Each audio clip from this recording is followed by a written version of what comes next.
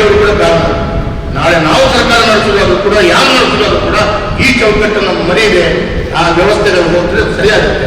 ಇದನ್ನೆಲ್ಲವನ್ನು ನಾವು ತುಂಬಿಕೊಂಡು ಹೋಗ್ತೇವೆ ಅಂತ ಹೇಳಿದ್ರೆ ಎಲ್ಲೋ ಒಂದು ಕಡೆ ತಾರತಮ್ಯ ಪಾರ್ಶಿಯಾಲಿಟಿ ಶುರು ಆದಾಗ ಸಹಜವಾಗಿ ಗೊಂದಲ ಆಗುತ್ತೆ ಅಂತ ಹೇಳೋದು. ಕೊನೆಯದಾಗಿ ಒಂದು ಮಾತನ್ನ ಅವ್ರು ಹೇಳಿದ್ರು, ಸರ್ ಮಂಗಳೂರು ದಸರಾ, ಮೈಸೂರು ಬಿಟ್ಟರೆ ಮಂಗಳೂರು ದಸರಾನೇ ಬಹಳ ಪ್ರಖ್ಯಾತಿ ಸರ್. ಮೆರವಣಿಗೆ ಮುಗಿಯುವಾಗಲೇ ಬೆಳಿಗ್ಗೆ ಆಗುತ್ತೆ. ಮೆರವಣಿಗೆ ಮುಗಿದು ಎಲ್ಲ ನಮ್ಮಲ್ಲಿ ವಿಸರ್ಜನೆ ಆಗುವಾಗಲೇ ಬೆಳಿಗ್ಗೆ ಆಗುತ್ತೆ. ಬೆಳಿಗ್ಗೆ ಆಗುವಾಗ ನೀವು ರಾತ್ರಿ 10:30 ಗಂಟೆ ಒಳಗಡೆ ಮುಗಿಸ್ಬೇಕು, 11 ಗಂಟೆ ಒಳಗೆ ಮುಗಿಸ್ಬೇಕು ಅಂತ ಸರ್ ರೂಲ್ಸ್ ಅನ್ನ ಇರುವಂತ ಸಂದರ್ಭದಲ್ಲಿ ಇಲ್ಲಿಯ ಮಣ್ಣಿನ ವ್ಯವಸ್ಥೆಗಳು, ಸಂಸ್ಕೃತಿಗಳು ವಿಚಾರವನ್ನ ಮಾಡಿಕೊಂಡು ಅದಕ್ಕೆ ಪೂರಕವಾದಂತಹ ರೂಲ್ಸ್ ಅನ್ನ ಮಾಡಬೇಕಾದದ್ದೇ ಸರ್ಕಾರದ ಜವಾಬ್ದಾರಿ.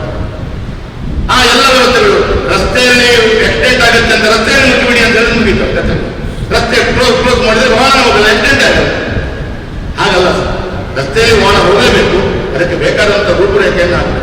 ಅದಕ್ಕಾಗಿ ಹೈಸ್ಕೂಲ್ ಸುಧಾರಣೆ ಎಲ್ಲ ಪಾಯಿಂಟ್ ಅನ್ನು ಕವರ್ ಮಾಡಿದರೆ ಅದಕ್ಕೆ ನಾನು ಪುನರಪಿ ಹೇಳಲ್ಲ. ಒಟ್ಟಾರೆ ಗೃಹ ಸಚಿವರು ನಿಮಗೆ ನಮ್ಮ ಮೇಲೆ ಬಹಳ ವಿಶೇಷವಾದಂತಹ ಪ್ರೀತಿ ಇದೆ. ಇದನ್ನ ನೀವು ಅನುಷ್ಠಾನ ಮಾಡ್ತೀರಿ, 100ಕ್ಕೆ 100 ನೀವು ಬಹಳ ಒಳ್ಳೆಯವರಿದ್ದೀರಿ. ಇದನ್ನ ಮುಂದಿನ ದಿನಗಳಲ್ಲಿ ಕರಾವಳಿಯ 2-3 ಜಿಲ್ಲೆಗಳಿಗೆ, ತುಳುನಾಡಿಗೆ, ಬೆಂಗಳೂರಿನಲ್ಲಾದರೂ ಒಂದು 3 ತಿಂಗಳಿಗೆ ಒಂದು ಈ ರೀತಿಯ ಜನಪ್ರತಿನಿಧಿಗಳ ಸಭೆಯನ್ನ ಇಲ್ಲಾದರೂ ಮಾಡುವಂತ ರೀತಿಯಲ್ಲಿ ಮಾಡಿದ್ರೆ ಇದಕ್ಕೆ ಇನ್ನಷ್ಟು ತಮಗೆ ನಿಜವಾಗಿ ಜಿಲ್ಲೆ ಒಳ್ಳೆಯದಾಗಿ